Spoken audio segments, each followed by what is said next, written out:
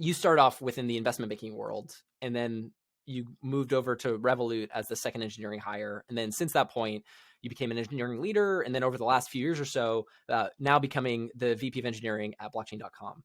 So you've had also a fascinating journey that a lot of people may also relate with in terms of not necessarily being intersecting with the space and now, playing very much a big role in it. So I guess, Lewis, the perfect place to begin is like, how the heck did you get into the blockchain and cryptocurrency space? Can you tell us your journey as an engineering leader and how you got involved here?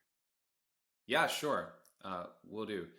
So I guess it starts, as you say, in the investment banking, traditional finance world. Coming out of university, getting sucked into that space, they had like great career stands and people coming around to university campuses, telling you all about kind of the low latency architectures, high throughput, volume, and really kind of solving hard technical problems. And so I started off my journey there, but having spent a few years at both UBS and Goldman, started to really think about, okay, I'm not really doing much related to my academics and maybe my personal passion projects, and where else can I apply myself and really kind of impact more people at scale? And at Goldman, one of the things that kind of triggered me to get into actually figuring out and finding out about the Bitcoin white paper was like, in those heavily regulated environments, there is not much that you're able to invest in. And if you want to buy a single stock, it has to go through an approval process. You have to have a brokerage account that's been pre-approved, and there's only like one option, and it's paper-based, and there's no digital version or mobile app. And so I came across this asset, Bitcoin, and people were talking about it, read the white paper, and I was like, hey, I should definitely get exposure to this and try it out firsthand. And from there, I became a little bit of evangelist to my friends and was just telling them at every opportunity, hey, this is really exciting. This is the future. You should try this out.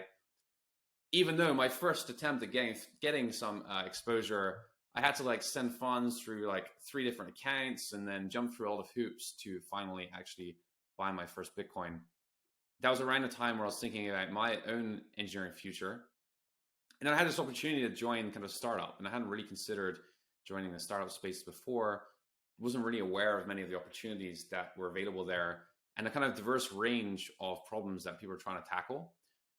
And I got really excited by, I met the co-founders of Revolut at the time. They just had some hot desks in a co-working space, and they were telling me about they want to build this travel card, fee-free FX anywhere in the world, and really make it more accessible to travel at scale without having to think about your currency at any point in time.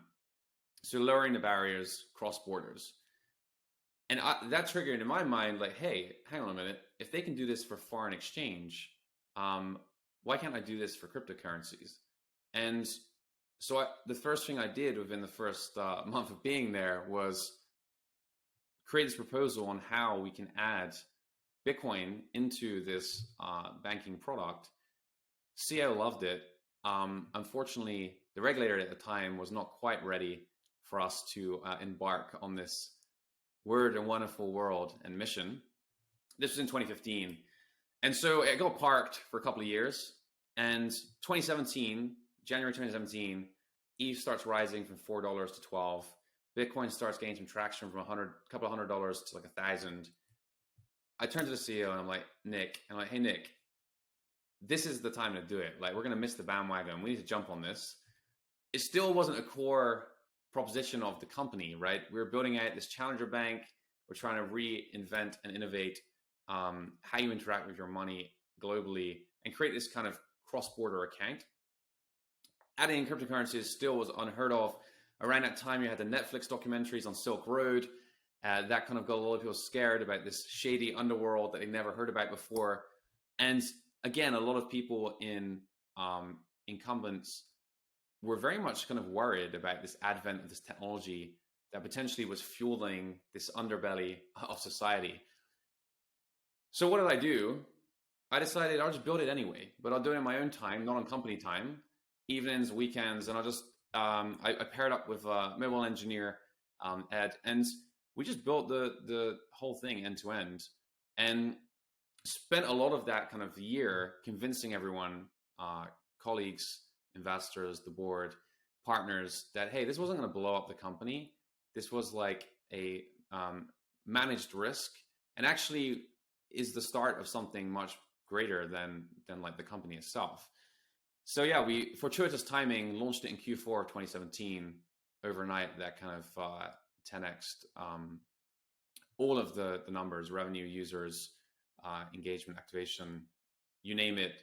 And yeah, it got me on the radar of Peter Smith at blockchain.com, who reached out, and we had a few conversations around what blockchain.com were doing. I was a long time user of blockchain.com, and had used Explorer, used the wallet for many years, and was kind of excited to find out, okay, what's on the roadmap for the company.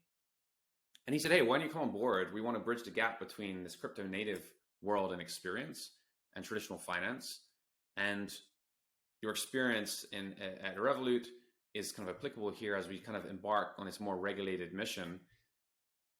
And kind of, I get to go all in on cryptocurrencies. So he actually asked me the question at the time, was like, hey, Lewis, are you ready to go all in? And I mean, yeah, I hesitated for a moment, and I was like, wow, yeah, that's a big question. Risk everything. Let's do this. I mean, I think that I've been following the space for a long time. It's moving fast, and yeah, I'm a big believer in, like, if you're the smartest person in the room, you're in the wrong room. And in this case, the domain knowledge I had on cryptocurrencies and this one colleague of mine, we knew the most about the space within the context of the company I was in at the time. And I really wanted to be around people that knew way more than I did and gone far deeper into the space than I had. And so for me, it was kind of a no-brainer to then jump in, join people who'd been in the space kind of since inception, and really we're trying to build a lot of really interesting technology on top of this new set of protocols.